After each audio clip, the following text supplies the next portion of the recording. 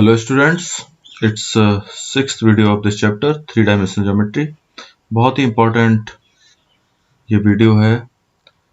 Plane के बारे में हम लोग पढ़ रहे थे, उसी को कंटिन्यू करते हुए अब हमारे पास टॉपिक ये है कि कोप्लेनरिटी ऑफ टू लाइंस, मतलब कोई लाइंस दी गई हैं वो एक ही प्लेन में है, ये हम कैसे बताएंगे। तो देखिए, सपोज टू लाइंस हैं, तो टू लाइंस कौन सी है? एक r is equal to a1 plus lambda b1, एक लाइन दी हुई है। तो ये अगर ये लाइन दी गई है तो इसका मतलब क्या है? इसका मतलब है ये लाइन जो है पास हो रही है, suppose passes through a point, passes through the point A, ठीक है, इस पॉइंट से पास हो रही है। और इसका पोजीशन वेक्टर क्या है? With the position vector A, इसका पोजीशन वेक्टर a1 है ना। और ये जो है इसका डायरेक्शन क्या है लाइन का? And is parallel to b1। सारी जानकारी आपके पास आ गई, मतलब ये जो लाइन है इस तरीके की। और एक लाइन हम लोग और ले लेते हैं, दूसरी लाइन जो है वो है a2, इसके लिए कांस्टेंट म्यू ले लिया हमने, और b2 ऐसे ले लिया। तो इसमें क्या होगा? ये लाइन पास हो रही है, कहाँ से पास हो रही है? Passes through the point B से पास हो रही है, ठीक है। इसका पोजीशन वेक्टर क्या है? इसका जो पोजीशन वेक्टर आपको दिख रहा है, पोजीशन वेक्टर a2 इसका पोजीशन वेक्टर है। और ये इसका डायरेक्शन के लिए क्या दिया हुआ है? ये देखिए पैरेलल है, किसके? b2 के पैरेलल है। क्लियर? सारी चीजें आपको क्लियर हो गई। अब देखिए, तो ये सिंपल हो गया। अगर ये सारी चीजें आपको क्लियर हैं तो देखिए, अब एक पॉइंट क्या था हमारे पास? एक पॉइंट, फर्स्ट लाइन जो जहां से पास हो रही है वो a है, और सेकेंड लाइन जो पास हो रही है वो b है। और ये दोनों पॉइंट जो है आपके आ गए। अब देखिए, अब हमने सपोज ए बी को ज्वाइन कराया, तो ए बी जो लाइन होगी उसका पोजीशन वेक्टर क्या होगा? a2 minus a1। सिंपल, ये हमने वेक्टर में बहुत किया है, ठीक है ना। तो देखिए, अब लाइन जो है अगर कोप्लेनर है, ये जो गिवन लाइन है अगर कोप्लेनर है तो क्या होगा? तो द लाइंस, ये जो लाइंस है आपकी, ये जो दो लाइन दी गई है, एक ये और एक ये लाइन दी गई है, ये अगर कोप्लेनर है तो क्या होगा? Lines are coplanar. तो हमें क्या करना पड़ेगा? एक ही कंडीशन है, इफ एंड ओनली इफ जो आपका ए बी आपने जो निकाला पॉइंट, वो क्या होना चाहिए? परपेंडिकुलर होना चाहिए, किसके? b1 क्रॉस b2 के, ठीक है, b1 क्रॉस b2 के परपेंडिकुलर होना चाहिए, ठीक है। क्लियर? b1 क्रॉस b2 के अगर परपेंडिकुलर होगा तभी ये जो है लाइन कोप्लेनर हम कह पाएंगे। तो सिंपल है, अगर ये कोप्लेनर है और ये इसके परपेंडिकुलर है, इसका मतलब हुआ है ये वेक्टर और ये वेक्टर जो है b1 क्रॉस b2, भाई b1 क्रॉस b2 से भी एक वेक्टर बन रहा है और ab से भी एक वेक्टर बन रहा है, इन दोनों का डॉट प्रोडक्ट क्या होना चाहिए? जीरो होना चाहिए। या फिर हम इसको ऐसे लिख सकते हैं, ab का मतलब क्या है? a2 माइनस a1, ये ऐसे लिख दिया, इसका डॉट और b1 क्रॉस b2। देखिए, ये सिंपलेस्ट तरीका है कोप्लेनरिटी को दिखाने का। कोप्लेनरिटी को हम दिखा रहे हैं। अब मान लीजिए अगर कार्टेशियन फॉर्म में लेना हो हमें, तो कार्टेशियन फॉर्म जब हम इसके दिखाएंगे वो और भी आसान है। कार्टेशियन फॉर्म देखिए, तो ये जो पॉइंट आपने लिए थे, तो हमने ये मान लिया ए जो पॉइंट लिया था उसका कोऑर्डिनेट जो है x1 y1 z1 है, और आपने जो ये बी लिया था इसका कोऑर्डिनेट है x2 y2 और z2, ठीक है, ये हमने मान लिया। अब आपने जो डायरेक्शन रेशियो लिए, मान लीजिए ये जो पहली लाइन थी उसके डायरेक्शन रेशियो हमारे पास क्या थे? a1 b1 और c1, ठीक है। और ये आपका जो दूसरी लाइन के जो डायरेक्शन रेशियो थे वो थे a2 b2 और c2। क्लियर? तो जरा देखिए, ab को हम कैसे लिखेंगे?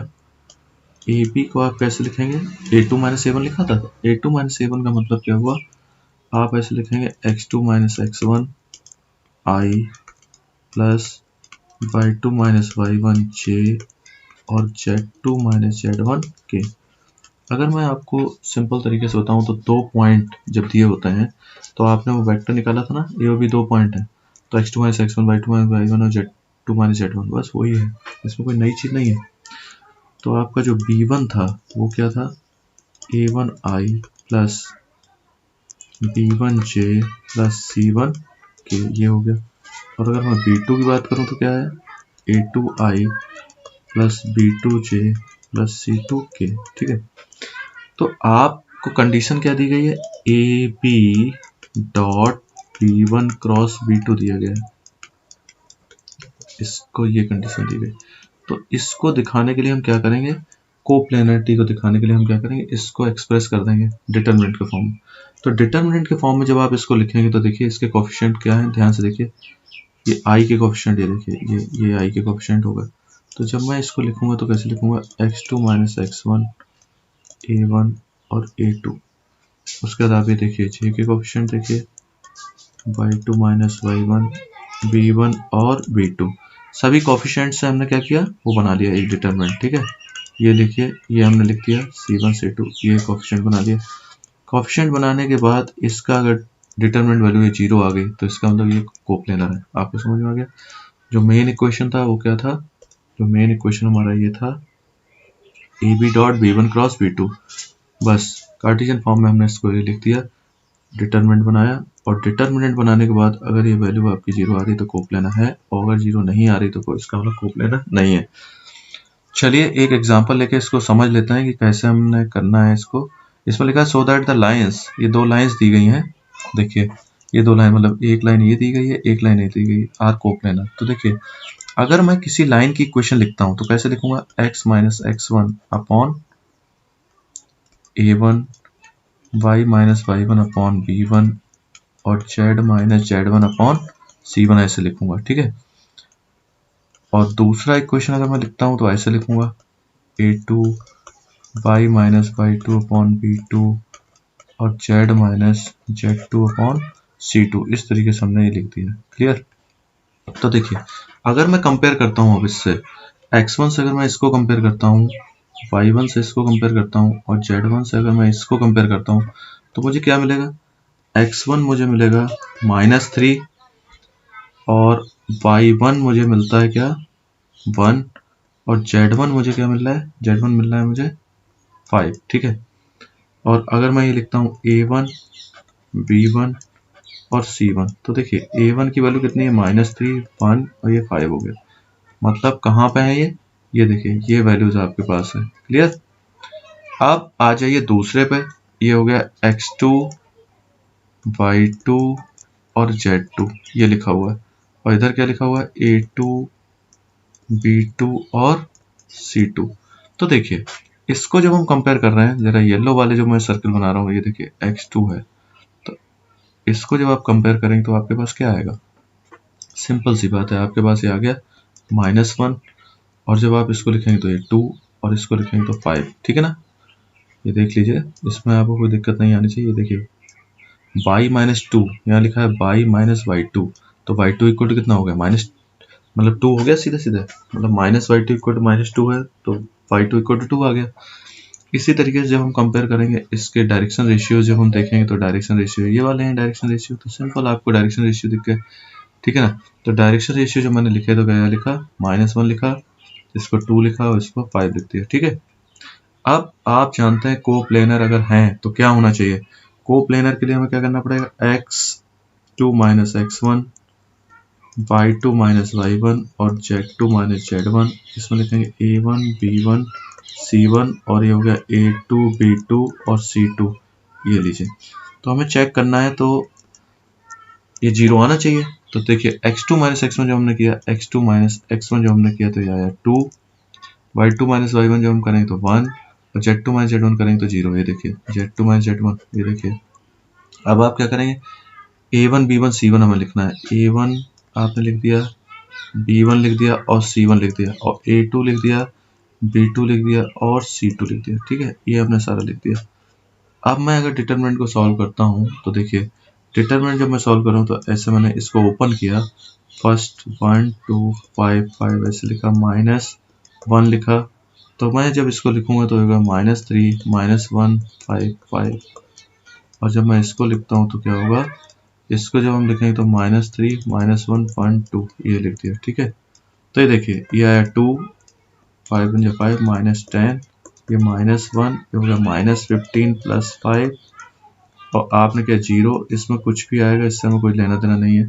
तो ये देखिए कितना हो गया, -5 × 2 -10, तो ये कितना हुआ माइनस का 10 ऐसे आ रहा है, और ये तो 0 हो गया। तो देखिए ये आ गया -10 और +10, यानी कि 0 हो गया। 0 हो गया इसका मतलब क्या हुआ, these given lines are, ये जो given lines हैं, these given lines are coplanar.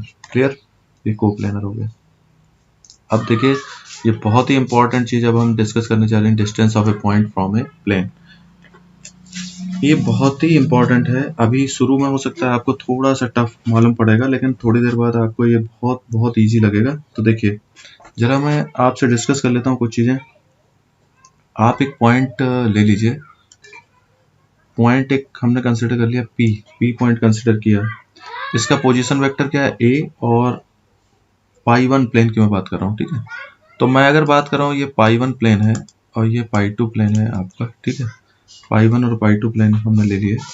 Clear, तो देखिए इसमें क्या दिया हुआ है, अगर मैं बात कर रहा हूँ पॉइंट P की, तो पॉइंट P को जरा देखिए आप, π1 की जब मैं बात कर रहा हूँ, अब देखिए इसकी इक्वेशन क्या होगी, इक्वेशन ऑफ ए प्लेन लिखिए डायरेक्ट। तो इक्वेशन ऑफ ए प्लेन की जब मैं बात कर रहा हूँ तो ये क्या आएगी, r vector dot n cap equal to d, ये लीजिए, ये इसकी इक्वेशन एक हो गई, प्लेन की इक्वेशन आ गई। ठीक है ना, ठीक है, क्लियर है। अब आप ये देख लीजिए, अच्छे से देख लीजिए इसको। अगर मैं बात करूं, इसको देख लीजिए, जैसे ए के प्लेन दिया हुआ है, ए के प्लेन दिया हुआ है अपना राइट हैंड साइड में दिया, ए प्लेन दिया हुआ है, इस पर एक पॉइंट पी ले लिया हमने, और ये ओ पी है, इसका पोजीशन वेक्टर ए है। ठीक है, इस तरीके से हमने ये ले लिया। क्लियर, एक प्लेन हो गया। आप जरा देखिए, अब इसको दोबारा एक और चीज देखिए, अब दूसरा प्लेन देखिए। ठीक है, ये प्लेन जो है आपका, इसका भी नाम इसमें हम लोग लिख देते हैं, ये हो गया π1 और ये हो गया π2। ठीक है, तो जरा देखिए, अब हमने एक जो दूसरा प्लेन लिया, इसमें क्या होगा, कंसिडर अ प्लेन π2, ऐसे लीजिए π2 through P parallel to plane π1। π1 और π2 जो प्लेन है वो कैसे हैं, पैरेलल है। ठीक है ना, और इसका जो यूनिट वेक्टर है, मैं यहाँ लिख देता हूँ, द यूनिट वेक्टर जो है नॉर्मल टू π2, नॉर्मल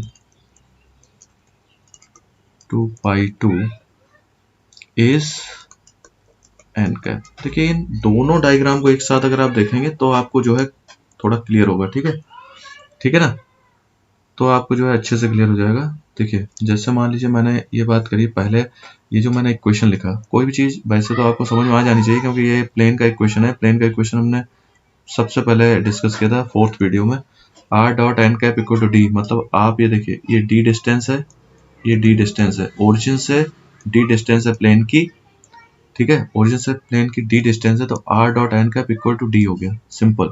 ठीक है, अब आप ये देखिए, ये d डिस्टेंस है तो ये हमने लिख दिया। अब एक प्लेन हमने और लिया, π2 प्लेन लिया, तो π2 प्लेन जो है π1 के पैरेलल है, तो π1 और π2 प्लेन पैरेलल है, मतलब मैं यहाँ की बात कर रहा हूँ, π1 और π2 दोनों प्लेन पैरेलल है। ठीक है, अब हम क्या करने वाले हैं, जब मैं इसकी इक्वेशन लिखूंगा तो इसकी इक्वेशन क्या लिखूंगा, इसकी इक्वेशन जब मैं लिख रहा हूं तो ये मैं लिख रहा हूं, देखिए इसमें इस तरीके से लिख दीजिए, r माइनस ए इज, एक मिनट, ऐसे लिख दीजिए, r minus a dot n cap equal to 0।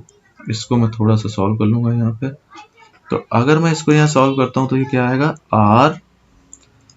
r dot n cap equal to a dot n cap, इस तरीके से सॉल्व कर लिया। ठीक है, अब देखिए, अब आप बात करिए, जैसे मान लीजिए ओरिजिन से जो डिस्टेंस है ओ एन डैश की जो आप बात कर रहे हैं, ओ एन डैश की जो आप बात कर रहे हैं, ओरिजिन से जो डिस्टेंस है, देखिए ओरिजिन से जो डिस्टेंस है ओ एन डैश, जैसे मान लीजिए ये ले लीजिए ओ एन डैश, ये डिस्टेंस ले लीजिए। ठीक है, तो ओ एन डैश जो डिस्टेंस है आप कैसे डिफाइन करोगे, एक मिनट मैं यहाँ लिख के बता देता हूँ। डिस्टेंस अगर मैं बात कर रहा हूँ ओ एन डैश की, तो आप जो क्या करेंगे, फ्रॉम द ओरिजिन ये जो डिस्टेंस आ रही है आपकी, ये आ रही a dot n cap, n cap से डायरेक्शन पता चली है, और ए से क्या पता चला, ए जो है आपका ये पूरा जो आपने लिया ना डिस्टेंस निकाली, तो किसी वेक्टर को जब आप डिफाइन करते हैं तो आपको दो चीजें चाहिए होती है, मैग्नीट्यूड और डायरेक्शन। ठीक है ना, तो इस तरीके से हमने जो है इसको ए एन डैश ले लिया। ठीक, अब आप देखिए, अब हम जो डिस्टेंस ले रहे हैं, एक मिनट मैं यहाँ बता देता हूँ, देखिए therefore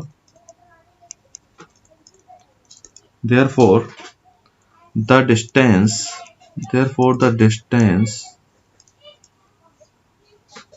PQ from the plane pi1, मतलब क्या मैं कह रहा हूँ, ये पॉइंट है P और ये पॉइंट है Q, इसकी डिस्टेंस की बात हो रही है, ये डिस्टेंस PQ की। ठीक है, मतलब pi1 और pi2 के बीच की डिस्टेंस हम लोग निकाल रहे हैं।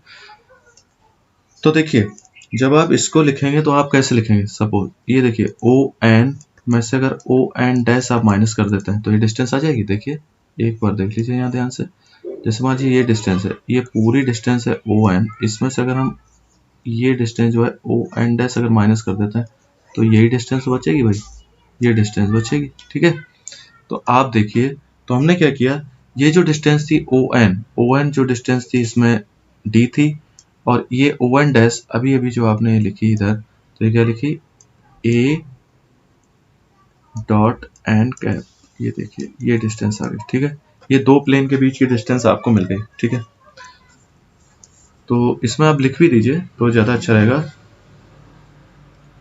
ये बहुत आपके काम आने वाला है। The length of perpendicular from a point to the given plane। Clear, ये चीज हो गई। अब अभी हम इसको और डिस्कस कर लेते हैं थोड़ा सा। एक देखिए बहुत इंपॉर्टेंट चीज है, अब इसी को बेस बना के हम चल रहे हैं, तो क्या होगा, द इक्वेशन, अब हम इक्वेशन लिख रहे हैं, the equation of the plane pi2 is in the form,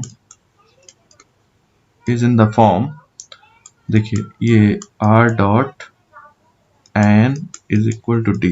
ठीक है, अब इसमें ये तो आप जानते ही ना, पहले से हम लोग पढ़ चुके हैं सारी चीजें। वेयर एन क्या था, एन जो है is normal, n is the normal to the plane, n is the normal to the plane है। ठीक है, तो क्या होगा, अगर मैं बात कर रहा हूं इसकी परपेंडिकुलर डिस्टेंस की, तो परपेंडिकुलर डिस्टेंस क्या होगी, परपेंडिकुलर डिस्टेंस ये आ जाएगी A dot N minus D upon mod of N, ये लीजिए, ये आपका जो है डिस्टेंस आ गई। ठीक है, ये बहुत इंपॉर्टेंट रिजल्ट जो हमने लिखा है वो ये है। ठीक है, रिजल्ट आपके पास आ गया। अब इसी पे बेस्ड जो रिजल्ट है वो देखिए क्या है, अगर मैं ये कहूं the length of perpendicular from the origin, तो ओरिजिन से अगर आप लेंगे तो क्या होगा, टू द प्लेन, तो देखिए, तो आप ऐसे लिखते हैं R dot N equal to D, तो वो क्या होगी वो देखिए, तो ये आपका रिजल्ट आएगा डी अपॉन एन। ठीक है, इस तरीके से रिजल्ट आपका आएगा। क्यों ऐसा आएगा, बिल्कुल सिंपल है, कुछ नहीं, क्यों, क्योंकि ये जो डिस्टेंस है ये क्या हो जाएगी, वो जीरो हो जाएगी, ये डिस्टेंस ए जो है जीरो हो जाएगा। तो ये जो आपका फॉर्मूला था, ये जो डिस्टेंस आप निकाल रहे हैं कहीं से भी, ये डिस्टेंस जो आप निकाल रहे हैं एक पॉइंट से एक प्लेन की, तो ये जब आप इसमें ए जीरो पुट कर देंगे, ये देखिए ये जब आप ये जीरो पुट कर देंगे तो क्या बचेगा, यही तो बचेगा। ये देखिए ये रिजल्ट आपका ये आ गया, देखिए ये रिजल्ट आपके पास आ गया। ठीक है, समझ गए आप, ये रिजल्ट आपका आ गया। क्लियर। अब देखिए, अब एक बहुत इंपॉर्टेंट चीज इसमें बच रही है, वो क्या है, इसको अभी हमें कार्टेशियन फॉर्म में देखना पड़ेगा, क्योंकि कार्टेशियन फॉर्म इसके लिए बहुत इंपॉर्टेंट है। ठीक है ना, कार्टेशियन फॉर्म हम देख लेते हैं। कार्टेशियन फॉर्म इसके लिए बहुत इंपॉर्टेंट है, कई बार क्वेश्चन कार्टेशियन फॉर्म से ही आता है। तो कार्टेशियन फॉर्म के लिए सिंपल है, वो जो पॉइंट हमने पी लिया था उसके हमने कोऑर्डिनेट ले लिए x1 y1 और z1। ठीक है ना, तो ये जब हमने ले लिए, और इसका जो पोजीशन वेक्टर है वो कितना था, विद द पोजीशन वेक्टर, इसका पोजीशन वेक्टर है a। ठीक है ना, तो आप क्या करेंगे, ये देखिए हमने लिखा ax plus by plus cz is equal to d, ये प्लेन की इक्वेशन लिख दी। प्लेन की इक्वेशन है ना, ये प्लेन हो गया, कार्टेशियन फॉर्म में प्लेन की इक्वेशन लिख दी मैंने। और आप ये देखिए a वेक्टर अगर मैं लिखता हूं जो कि पोजीशन वेक्टर, तो मैं कैसे लिखूंगा, x1i, क्योंकि इसके कोऑर्डिनेट x1 y1 z1 है ना, x1i plus y1j plus z1 k, और n जो वेक्टर है आपका वो क्या है, इसके लिए ai plus bj plus ck। abc इसमें क्या है, abc इसमें जो है डायरेक्शन रेशियोज है। ठीक है, तो देखिए अब आप क्या करेंगे, आप जब इसको लिखेंगे, the perpendicular from P to the plane. ठीक है, तो ये देखिए परपेंडिकुलर डिस्टेंस जो आएगी, वही फॉर्मूला जो हमारा था, ये वाला फॉर्मूला आप देखिए, a dot n minus T upon mod of n। ठीक है, यही फॉर्मूला हमें यहाँ यूज करना है। a क्या है, a आपके पास है x1i plus y1j plus z1k। ये देखिए a डॉट आपने लिख दिया n ai plus bj plus ck, ये लिख दिया, और माइनस d अपॉन इसका मॉडुलस, किसका मॉडुलस, ये जो n कैप था ai plus bj plus ck, इसका मॉडुलस। ठीक है, ये आपको करना है। तो देखिए अब आप मल्टीप्लाई करेंगे तो कैसे करेंगे, i का i मल्टीप्लाई हुआ तो क्या हो गया, ax1 plus by1 plus cz1 minus d upon, ये कोफिशिएंट का स्क्वायर हो गया, A square plus B square plus C square का स्क्वायर रूट। ये लीजिए, ये आपकी डिस्टेंस आ गई एक पॉइंट से प्लेन की। ठीक है ना, distance of a point from a plane. ठीक है, इसका बहुत यूज होता है, इसका देखते हैं हम यूज कैसे होता है, कैसे करते हैं यूज। तो देखिए ये आपका जो है दिया गया, in the following cases find the distance of each of the given points from the corresponding given plane. मतलब ये पॉइंट्स दिए गए हैं और ये क्या दिया गया, प्लेन दिया गया।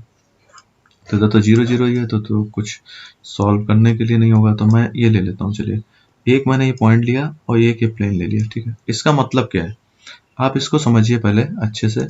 इसका मतलब सिंपल सा है कि ये जो पॉइंट दिए गए हैं वो क्या है, ये पॉइंट हमारे पास है x1 y1 और z1, ये पॉइंट दिए गए। ठीक है ना, तो इससे इसकी जब आप डिस्टेंस निकालोगे, तो सबसे पहले मैं ये चाहता हूँ डिस्टेंस का जो फॉर्मूला आपने पढ़ा है परपेंडिकुलर डिस्टेंस का, वो हमें लिख लेना चाहिए। वो क्या है, ax1 plus by1 plus cz1 minus d upon A square plus B square plus C square का स्क्वायर रूट। ये देखिए ये हो गया। तो ये आपके पास फार्मूला अभी हमने पढ़ा ना, ये देखिए ये वाला फार्मूला आपने पढ़ा था ना अभी, ये पढ़ा ना भाई, ax1 plus by1 plus cz1 minus D upon root A square plus B square plus C square, बस वो फार्मूला हमने यहाँ अप्लाई कर दिया। तो बस हमें ये जानना जरूरी है कि a1 x1 y1 z1 कौन से हैं। तो x1 y1 z1 मैंने आपको बता दिया, x1 y1 z1 ये वाले हैं, x1 y1 z1 ये जो है सारी वैल्यूज इसमें पुट कर दीजिए। तो जरा देखते हैं। तो आपने जब इसमें पुट किया, हाँ एक मिनट, ए बी सी भी तो इसमें आ रहे हैं, तो ए क्या चीज है वो भी चलिए क्लियर ही कर देता हूँ मैं। तो ए क्या है, ये है ए, ये ए हो गया, इसका जो कोफिशिएंट है y का कोफिशिएंट जो है वो b है, और जो c है वो z का कोफिशिएंट है। तो आपको सीधे सीधे सारी चीजें मिल रही ना, तो आप लिख दीजिए। तो हो गया a की जगह 2 और x1 की जगह क्या हो गया 3, फिर आपने लिखा माइनस, ठीक है, प्लस लिख दो, इसकी जगह b की जगह 1 लिख दो, और x2 की जगह कितना आ गया -2 प्लस, उसके बाद हमने क्या लिखा, ये आ गया आपका 2 और इसकी जगह कितना आ गया 1। देखिए x और माइनस डी का मतलब क्या हो गया, ये माइनस डी है, ये देखिए ये 3, ठीक है ना, सब कुछ समझ में आ रहा है अच्छे से। तो 3 हो गया। अब देखिए कोफिशिएंट जो थे ए स्क्वायर बी स्क्वायर सी स्क्वायर, मतलब 2 का स्क्वायर प्लस -1 का स्क्वायर प्लस सी का मतलब 2 का स्क्वायर, ठीक है, और इसका स्क्वायर रूट, ये लीजिए। इस तरीके से हम करेंगे। चलिए इस क्वेश्चन को थोड़ा सा सॉल्व करते हैं। तो ये कितना आ गया 6 + 2 + 2 - 3, ये इतना आ गया अपॉन, ये कितना आ गया 4 + 1 + 4, ये देखिए कितना हुआ 6 + 2 + 2 + 3, तो ये हो गया 13। एक मिनट इसको लिख देता हूँ 13, ये आ गया, और ये आ रहा रूट का 9, ऐसे लिखना, तो आ जाएगा 13/3, ये आंसर आपका आएगा, ठीक है। 13/3 ये आपका आंसर आ गया। क्लियर। ये कौन सा क्वेश्चन था, बी। एक और पार्ट कर लेते हैं इसका, तो मैं ये पार्ट ले लेता हूँ, चलिए डी ले लेता हूँ। इसको जब हम करेंगे तो ये मुझे लगता है अब फॉर्मूला शायद लिखने की जरूरत नहीं होगी। तो इसमें देखिए ए क्या है, ए ये है, अगर मैं इसको लिख दूँ ए ये है, मतलब ए की वैल्यू इससे 2 मिल रही है, बी की वैल्यू मिल रही है -3, ये देखिए बी, और ये वैल्यू है किसकी, सी की। तो सी आपको कितना मिल गया 6, और डी कितना मिल रहा है -2, ठीक है, ये देखिए ये -2, और ये क्या है x1, ये है y1 और ये z1, सारी चीजें आपको पता है, वैल्यू रखिए। a अगर मैं वैल्यू रखता हूँ 2 प्लस, फिर मैं लिखता हूँ -3, फिर मैं लिखता हूँ c6, ये लिख दिया, और -2 लिख दिया, और इसका मैंने स्क्वायर कर दिया, 2 का स्क्वायर -3 का स्क्वायर 6 का स्क्वायर और इसका स्क्वायर रूट। अब देखिए x1 की वैल्यू कितनी है -6, ये 0 और ये 0, ठीक है। तो इसको जरा सॉल्व कर लेते हैं थोड़ा सा। देखिए इसको जब आप सॉल्व करेंगे तो कितना आ रहा है, -12 + 0 + 0 -2 अपॉन, ये कितना आ रहा है 4 + 9 + 36। तो देखिए ये जो आएगा वो -14 है, और ये देखिए 36 और 40, तो ये हो गया 49 का स्क्वायर रूट। तो देखिए ये आ गया -14/7, तो ये 14/7 हो गया, क्योंकि मॉड लगा हुआ है, तो 7 2 = 14, इसका आंसर आएगा 2। बच्चों आप लोग जो है मेहनत बेटा करते रहिए, बहुत इम्पोर्टेंट इस बार सारी चीज़ें अगर आप स्टेप बाय स्टेप कर रहे हैं तो ये सब आपके लिए डायम डजन हो जाएगा, ठीक है। तो सक्सेस आपको मिलकर रहेगी। Okay, thank you.